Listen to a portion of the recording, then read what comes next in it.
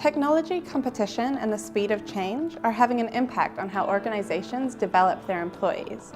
And employees themselves are demanding changes in how they learn and how they access the information they need to do their jobs.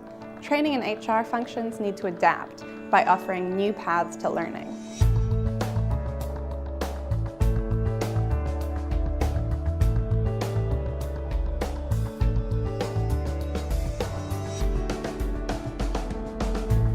What do you mean by new paths for learning, and why are they necessary?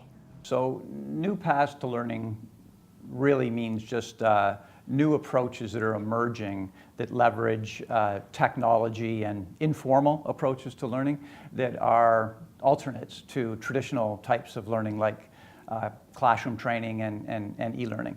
These new forms of learning are things like, well, as I mentioned, informal learning, which is really just people learning from each other while they're working and from the tools that are available to them in their environment.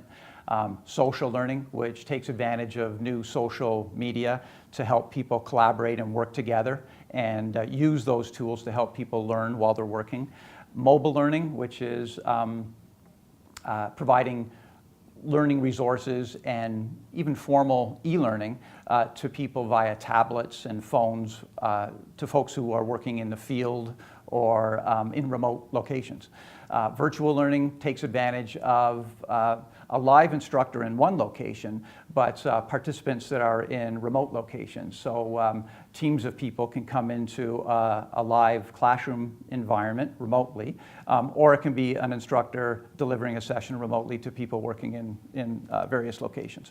The learning profession is taking advantage of these gaming approaches and gaming mechanics and starting to structure them into learning programs. Likewise with simulations where e-learning attempts to create scenarios and situations that mimic what people do in their work, and in that way allows people to learn those types of skills in a safe environment. And finally, performance support, which is really not so much learning as much as it is providing information to people when they need it, just in time, on demand. And if it's done well, it can help guide performance in a way that reduces the need for learning and sometimes eliminates it altogether. So if there are new paths to learning, that implies there are old paths. Are the traditional approaches no longer useful or effective? No, I wouldn't say that they're ineffective. They are as effective as they always were, and I'm talking about things like classroom learning and maybe even traditional e-learning.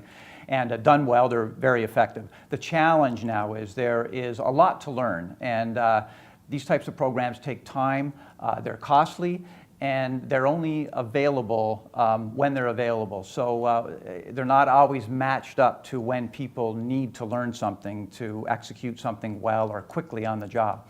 So, and the other thing is that, the skills that emerge from traditional approaches to learning, classroom, sometimes even e-learning, are awkward and fragile. They need reinforcement and support on the job. So these new paths to learning, the social and informal approaches, allow people to refine their skills on the job and truly become experts.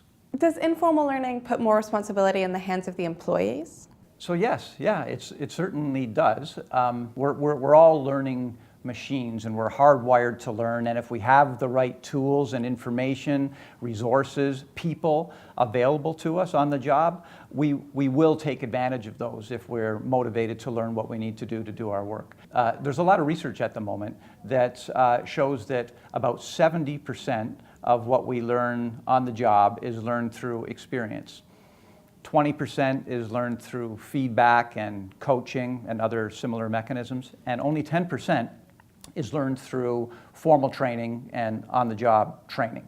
So what we're trying to do, what informal learning does, is basically leverages the instinct that we all have for learning through direct experience. And then the role of the learning and HR function becomes helping shape that experience through providing tools, facilitation, and guidance for the work that people do on the job.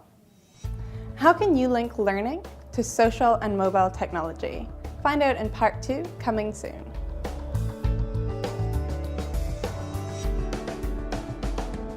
Want to learn how to bring these new paths for learning into your organization? Register for the free webinar with Tom Graham. Details below this video.